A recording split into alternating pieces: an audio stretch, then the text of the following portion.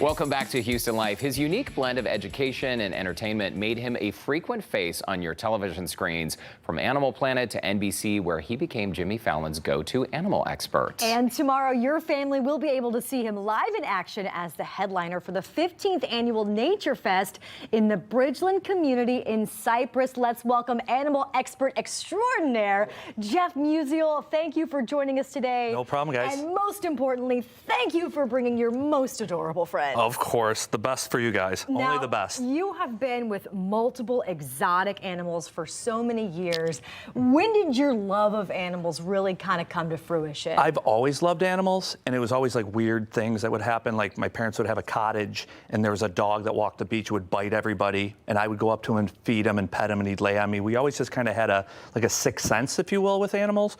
And then when I was a kid, my mom was like, "What do you want to be for Halloween?" I was like, "A zookeeper," you know? So I was a zookeeper until I think I was a senior in college for Halloween, you know? Until you were actually a real life Yeah, zookeeper. exactly. Yeah, until they turned it into a job. But yeah, true animal people are just obsessed. That's just how it is. Like you eat, breathe, sleep, thinking about animals all the time. Like it's my whole world. And it's so great that you were able to take your hobby and your love of animals and turn that into a career. So you launched Nickel City Reptiles and Exotics in 1999. Yeah. This is in Buffalo, New York? Buffalo, New York, yeah. We have a sanctuary there. We used to get a lot of different zoo surplus animals and things, and over the years now it turned more kind of rescue, if you will, with a lot of people making bad life decisions. So then we get call from different government agencies, and someone would catch a gray fox in the wild and then try to keep it for a pet. Then they'd get rid of it, then we'd end up with it. And yeah, camels during COVID, petting zoos closed down, so people are trying to move some stuff. We ended up with camels. It's just been wild ever since. No pun intended. Wild, literally. No pun intended. Every day is wild, you know? Yeah, we're looking at some of these photos on screen. Your best friend's right there with an alligator, and I'm sorry, a scorpion on your forehead. Yeah, you know, doesn't everyone do that? Everyday activities. Yeah, right. Let's talk about how you kind of got famous on television. I mean, people have seen you all over the place. What was that first door that opened to really kind of give you TV? For a long time, I did a lot of local news stations, a lot of local stuff, and I'm out of Buffalo, New York. And we do like Wild Wednesday, where we show up on the news and stuff like that. And the big thing was we used to we'd supply a lot of animals for a lot of the TV guests over the years. And then one of the days, Twisted's sister canceled because he lost his voice, Dee Snider. Yeah, I sent him a cookie basket. And they called me and they're like, "You're in Buffalo. Can you be here tomorrow for the Tonight Show, late night show with Jimmy Fallon?" And by 11 in the morning. And we just pulled it all together and showed up and did our thing. And then we became a regular guest with him. It's incredible. I mean, the Tonight Show, the Today Show, all the shows, a lot of our viewers probably recognize you from television. What's it like for you when you're able to go out into the community? And I know you have this event coming up this weekend, Bridgelands Oak Meadow Park in Cypress. Yes. Essentially, you get to meet people. It's awesome. One-on-one. Yeah, it's cool because you get to meet a lot of people that love animals and love watching you with animals and want to just talk to you, and they get to see you, for free. I'm doing like 3 shows a day there, which is incredible. And you kind of get people, like technology is awesome, but you kind of get to pull people away from technology and into the natural world. So the kids can put down their iPad for a little bit and come there and see animals, feel animals, smell animals, just be immersed in it, which is like awesome. And then when you see something, you get to feel something. Like people are like, "Oh, sloths are cute," but you see them, you feel them, you don't smell them, they have no odor.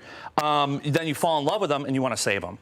So then you go home, you start looking up things and checking out like sloth sanctuaries and where you could kind of help out or send some money to. And yeah, that's my big thing, just turn people onto it. I was going to say, I'm sure you as a child would have loved for something like this. And that's really where you could have just spread your wings and really dove into. Yeah, we'd have like a Zoomobile come to school, and like I'd like count the days off my calendar like you do for Christmas. I was like, the Zoomobile's coming, wonder what they're going to bring. And then by the time I was in 6th grade, I'm like, it was cool, but they brought the same tortoise for 6 years. Step it up now, as you get older. But it was just awesome. Like animals are we went on a honeymoon to Hawaii, and I made best friends with the zookeeper down the street. Told my wife I was going to do nothing with animals. I promised her, but I took up jogging. So I would leave the hotel, jog down the street, and then bought a season pass to the zoo and go to the zoo every single day. So then the last day she said, "You did well. You didn't do anything with animals. We were laying on the beach. Let's go to the zoo. There's a zoo next door." I'm like, "There is?" So we walked in the zoo, and the primate keeper's like, hey, Jeff, it's noon. You're usually here around 8, And I was like, I just got married. And she's like, really? I'm like, you're married into it now. Like, it's all animals all the time, everything, animals. Well, So. I think it's super cool. And that was a lovely chat. We want to learn more about the animals. So what do you say? We learned some fun facts. We'll take a quick commercial break. You kind of mentioned that the sloth does not sweat or release any body odor. We're going to find out why when Houston Life returns. Don't go away. The coloration on her. Houston Life. We've been hanging out with TV personality and animal expert Jeff Musial, who you can catch alongside some of his animal friends at a very special free event happening this weekend. Yes, and we will have the details about this weekend's event coming up. But first, let's learn more about these friendly creatures that you... Big Tony. Oh. Because Well, it just I sounds wonder what- appropriate, yeah. It's a diet, Oh, no. Eating, they go to a fancy restaurant. His name is Then Tony. they get married, and they go to Applebee's. Their cousins, the black and white tegu, are the ones that you're starting to see now down in South Florida. They're considered an invasive species. Oh. The reds, they're not seeing too many of those guys running down there. He looks kind of like a dinosaur. Yeah, they're incredible. They're cold-blooded reptile. You can feel them if you want. Yeah, you can feel his back. The skin, unfortunately, that's one of their issues. They are hunted by man for their skin, for the leather trade and stuff, South America.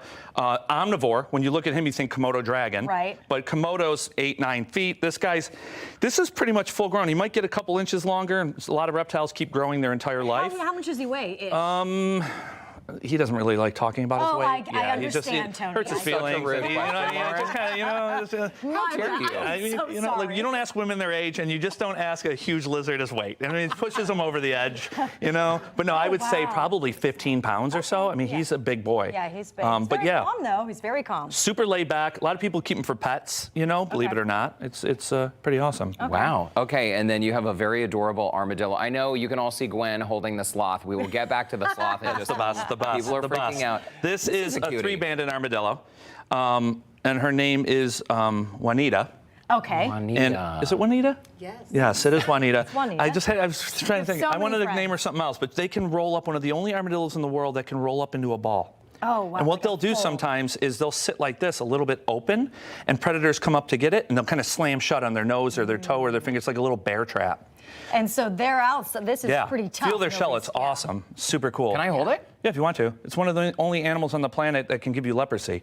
Oh, yeah. The You cool hold on thing to about that. it. Yeah. I'm just kidding. Only if you eat it. Only if you eat it. So Worth you're it. fine. I can feel almost like a vibration. Yeah, the way they move. The way, okay, Lauren, the do you way want the to heartbeat goes. hold Juanita? Does that signify, is he nervous? Does that? No, that's just the way their heartbeat's yeah, going and stuff okay. like that, and they're just ready to go and run at any moment. They'll open up and kind of. I got him. Okay, I got him. I should've screamed in Juanita's ear. I'm sorry. No, it's all right. scared They have of the armadillo. They have those huge claws, and they have this little tongue. They use that to rip open anthills and termite mounds. Okay. So they'll take that tongue in and lick it up. Oh. Same family as like the anteater, Okay. tree anteater called the tamadua, the giant anteater. Same family. But I just think it's cool that they can roll up into a ball. Cool ball, that is neat. Yeah, it's super cool. And Adorable. armadillo means little shelled one Little in Spanish. sweet Juanita. Aw, sweet all right. Juanita, Can we yes. chat about the sloth? Of course. I mean, that's all anyone She's a probably young- wants to see young anyway. lady.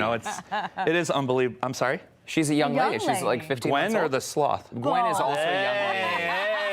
Hey, see, I know, I try. She's super, Yasi is her name, 17 months old, is it? And 15 months, I'm sorry. And they are from South America, super cool. They spend a lot of time in the trees. They do pretty much everything upside down and very slow, but they are expert swimmers.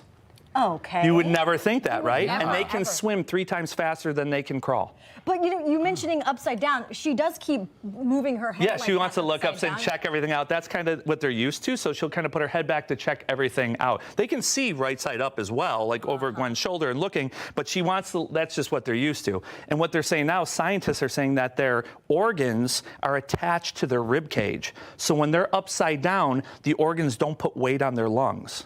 Oh, So they can breathe, which I that's why find it feels fascinating. different for us when Yes. we're upside Where if you're down. upside down, Yeah, you're like, I'm going to have okay. a slight heart attack. Yeah. I can't Totally. breathe. And Yeah. So they were wondering, and they started doing a lot more stuff with that. It's unbelievable. And is it true? So they eat, they sleep, they even mate upside down? Everything upside down. Everything upside Yeah. down. So what? I mean, because they live in the canopy, essentially the treetops. When would they be swimming?